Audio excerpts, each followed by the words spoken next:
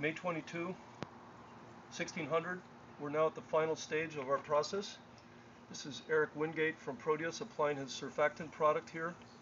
After we've already done the deluge with water and after we've done the cytosol treatment to try to displace the oil that had seeped up in here simulating a high tide at night. We're now applying the Proteus product, which is a blend of a mild surfactant. It cuts down surface tension. As you can see here, it's pushing the oil away to make it easier to be collected by a skimmer. And the product also contains dilute nutrient, which would be similar to plant food, something like Miracle-Gro, but in a very dilute form.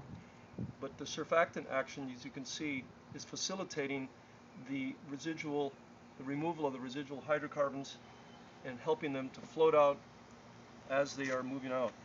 This is a beach sand that had been previously treated with a cytosol biosolvent, so this oil is very readily detached from the sand and from the detritus and from all the debris that we had put in here to resemble the beaches that we were observing on May 19 in the vicinity of North Bay to the east and north of the Mississippi River mouth.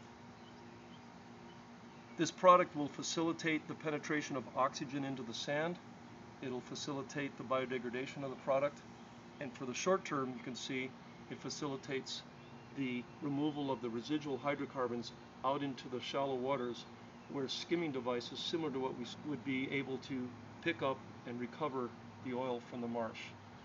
Now we have a substrate that's relatively clean, easy to biodegrade, and relatively safe for wildlife and bird life to return to these shorelines.